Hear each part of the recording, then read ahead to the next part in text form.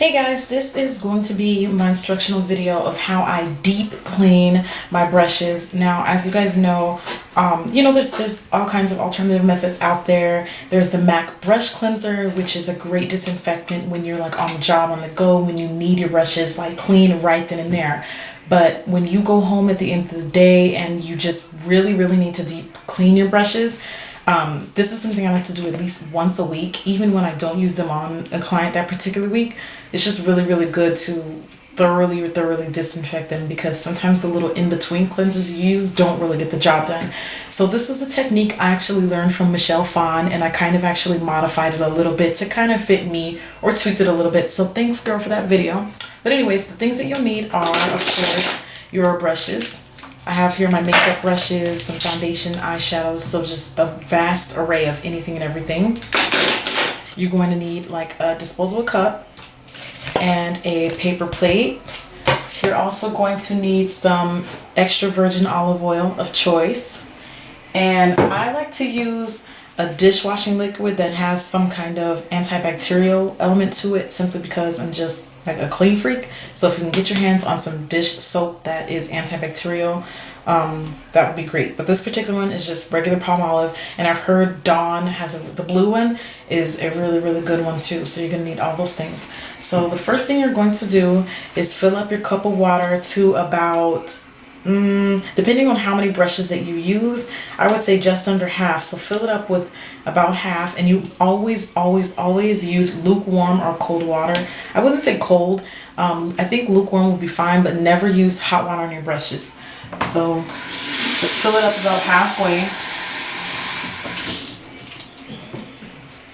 I'm going to put just this amount of soap in, just maybe like 3 or 4 squirts.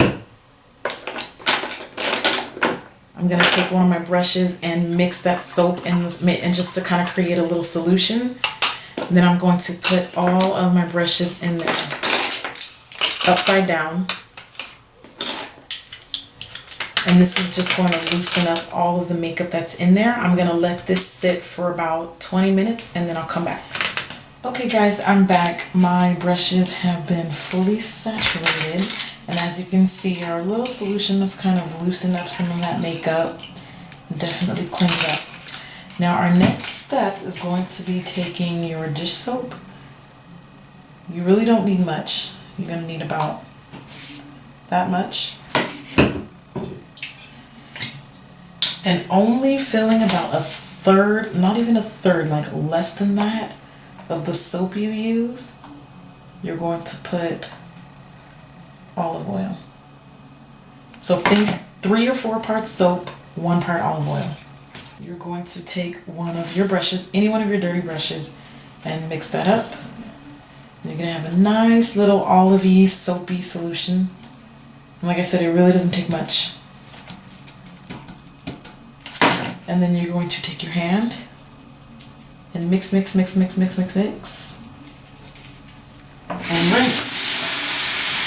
Rinse in the same way that you clean. Just swirl it around in your hand and then rinse.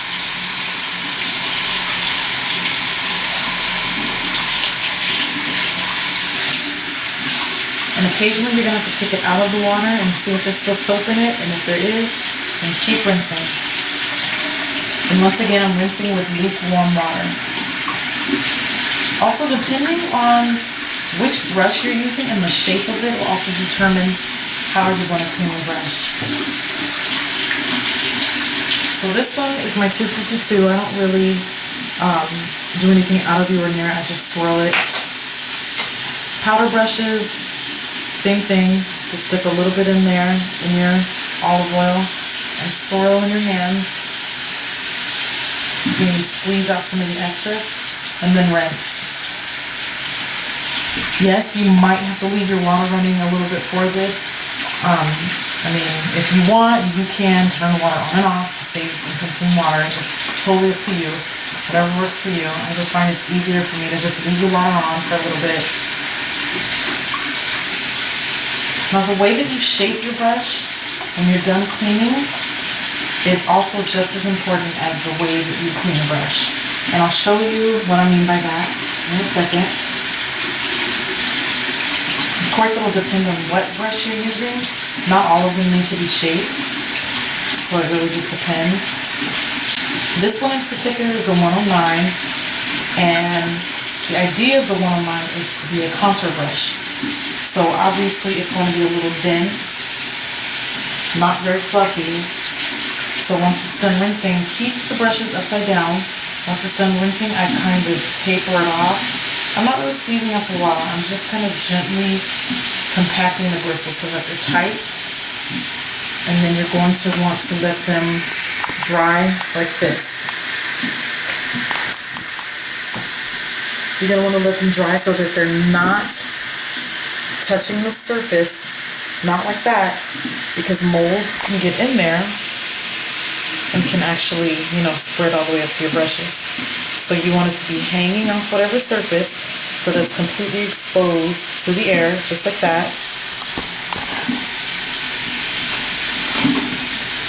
Now, let's say for instance you're using a flat paddle brush, something that has a definite shape, like the 190.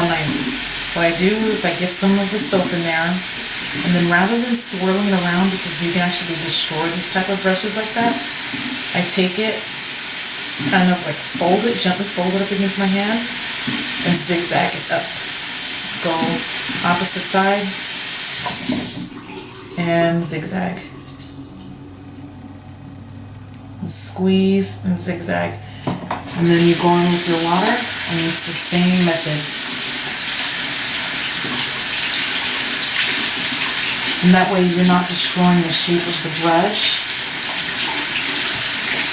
And it obviously still has that tapered off form when it dries.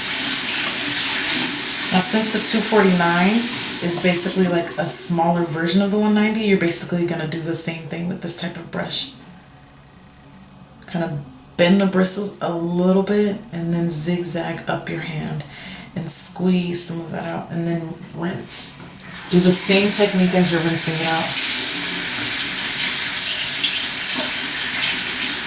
These are pretty much the only brushes that have like special needs when cleaning.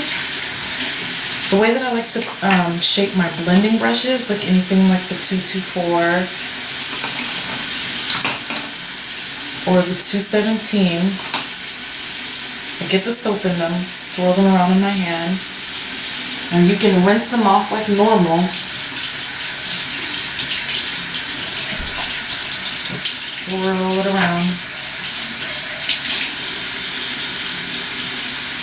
And once I find that there's no more soap in the brush, I like to just let it rinse for a little bit and let it really absorb the water and get fat.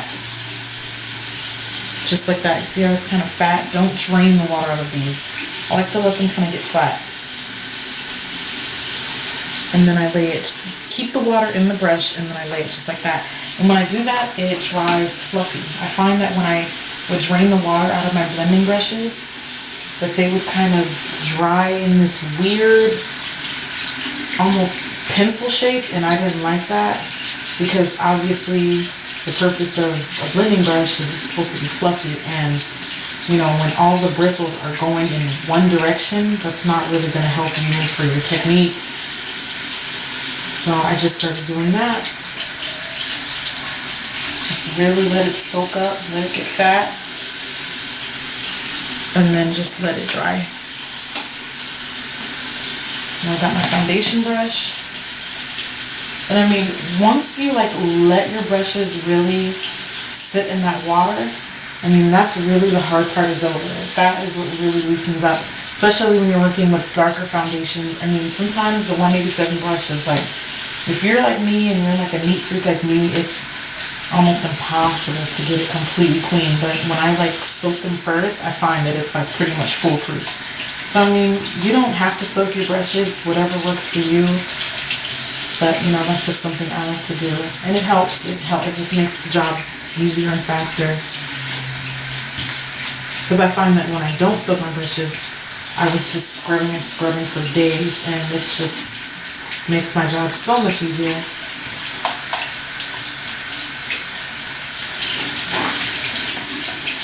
The purpose of using the olive oil is to kind of help, it helps make the bristles really, really soft.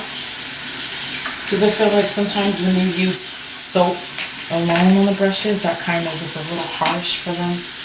And that might not even be the case, but you know, the olive oil really does help them retain their softness. And you know, who doesn't love soft brushes, especially since it's being applied to your face, right?